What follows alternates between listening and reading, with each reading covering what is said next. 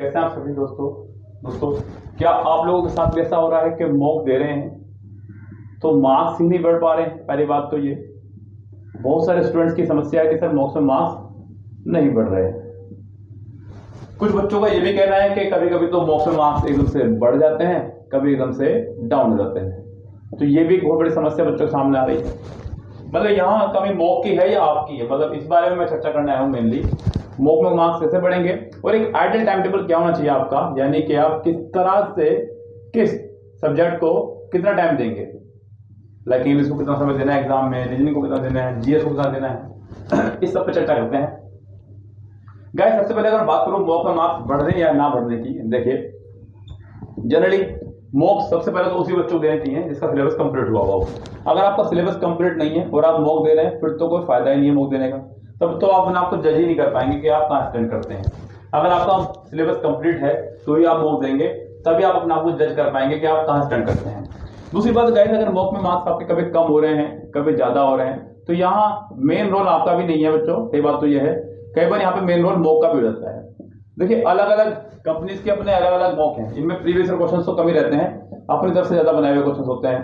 अब उनको भी नहीं पता है कि लेवल क्या रखना है, तो कई बार क्या होता है गाइस, सीजीएल मेंस के क्वेश्चंस, जैसे कि मैं अगर आपको कुछ कॉमन एरर्स उठाकर रख दूं वहां पे सीजीएल मेंस की आंसर कर दूं तो आपका खुद दिमाग खराब हो जाएगा कि इतनी हार्ड एरर हम करेंगे इस एग्जाम में।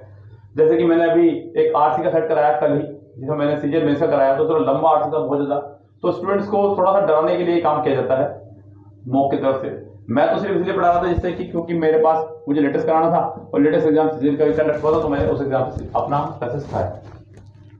मॉक में क्या होता है गैस, लेवल कोई भी रख सकते हैं एग्जाम का, हो पुराना अगला पिछला किसी भी एग्जाम्स का, जरूरी नहीं कि सिर्फ एसएससी का ही हो, वो अन्य किसी एग्जाम से भी उठा करके आपके लिए लेवल रख सकते हैं। तो कुछ मॉक क्या करते हैं, जानबूझ कर उसको हार्ड बना देते हैं जिससे कि बच्चे का मोरल डाउन हो और वो उनका फोर्स बैक करे। कुछ जानबूझ कर इसे बना देते हैं जिससे कि बच्चे का कॉन्फिडेंस अप हो और वो सोचे कि मुझे बड़े अच्छे नंबर आ रहे हैं। तो इसके बहुत सारे नुकसान भी देखने को मिलते हैं, बहुत सारे फायदे भी। तो इसलिए गैस अच्छा हुआ कि अगर आपके पास प्रीवियस ईयर क्वेश्चन है तो पहले उन्हें सोल्व करें, उन्हीं से आपका लेवल बच जाएगा आपको कि मेरा क्या स्कोर जा रहा है। जैसे कि मैंने आपको बताया कि मैं 2014 से लेकर के 2022 तक के सेट करा रहा हूँ। मैं जब आपको देना शुरू करूंगा नेक्स्ट नंबर से, तो पहले आप सोल्व करके देखना सुबह को, आपको खुद पता चलेगा कि आपके अंदर कितना इंप्रूवमेंट आ रहा है। 1 सितंबर को मैं, यानी 1 सितंबर से मैं डेली सुबह एक सेट का पीडीएफ भेज दिया करूंगा ओनली इंग्लिश का। आप उसे खुद से सोल्व करेंगे, उसके बाद मैं आपको उसका वीडियो सेंड करूंगा, फिर आप उसको अपने आप से चेक करेंगे, तो आपको यहां से क्लियर होगा कि कितना आपके अंदर इंप्रूवमेंट आ रहा है। और मैं ये काम डेली करने वाला हूँ 1 सितंबर से लेकर 30 सितंबर तक। अब गाइस दूसरा सवाल ये उठता है कि हम लोग मॉक में एक उसी टाइम टेबल क्या रखें करते समय, यानी कि इंग्लिश को क्या समय दें, रीजनिंग को क्या समय दें और जीएस को कितना समय दें। गाइस देखिए 2 घंटे का आपका एग्जाम होना है और 2 घंटे को आप बांट लीजिए 120 मिनट में। 120 मिनट को भी आप 3 पार्ट में बांट लीजिएगा। यहाँ पर 65 मिनट तो रख लो आप इंग्लिश के लिए, 65 मिनट रख लीजिए आप इंग्लिश के लिए, 65 भी नहीं बल्कि 70 रखो आप इंग्लिश के लिए। इंग्लिश के लिए 70 रख लो, 35 रख लो आप यहाँ पर रीजनिंग के लिए और 15 मिनट रखो आप यहाँ पे जीएस के लिए। यस, क्योंकि जीएस के लिए इतना समय इनफ है, इससे भी कम में आप कर सकते हैं क्योंकि जीएस में सारा नहीं करना है, पहली बात तो ये। दूसरी बात जो आता है सिर्फ वही करना है, एक्स्ट्रा मार्क्स से कोई लेना देना नहीं है।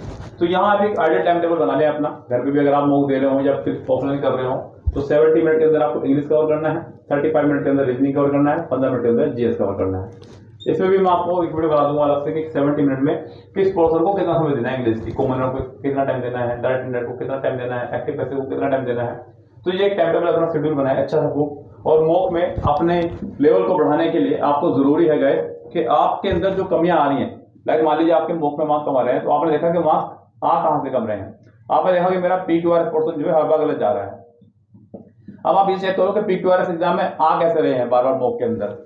अब मॉक के अंदर भी देखना है और आपको असली लेवल में भी देखना है।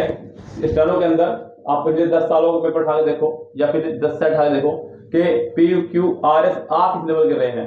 देखिए 2 तरह के होते हैं, 3 तरह के आपके। पहले होते हैं बच्चों ग्रामर बेस्ड, यस, तीसरे होते हैं बच्चों स्टोरी बेस्ड और तीसरे होते हैं बच्चों दूसरे स्टोरी बेस्ड, और तीसरे के मिक्सअप हो जाएंगे, ग्रामर और स्टोरी के मिक्सअप तीसरे जो लाएंगे।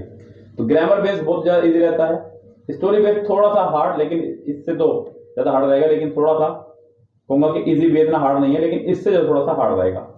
और ये थोड़ा सा नहीं बहुत ज्यादा हार्ड रहता है। ये बहुत ज़्यादा हार्ड रहता है गैस। अब ये पता नहीं कि कौन सा आपको दिया जा रहा है मॉक में, तो आप उसी को पकड़ें, उसी को पकड़ने के बाद इस पर मेहनत करना शुरू करें। यस, ऐसा नहीं कि मतलब आप सिर्फ दौड़ रहे हैं और कोई फायदा नहीं हो रहा दौड़ने का, क्योंकि अब आपके पास अगर देखा जाए तो साफ 1 महीना रह गया है। इसलिए 1 महीने में आपको एक अच्छे खासी रणनीति तैयार करनी होगी, उस रणनीति से आपको मेहनत करनी होगी। ठीक है, तो बस करिए मेहनत और आगे बढ़िए। ओके गाइस, तो फिलहाल चलते हैं, नेता से विदा, मिलते हैं वीडियो, तो bye, have a nice day.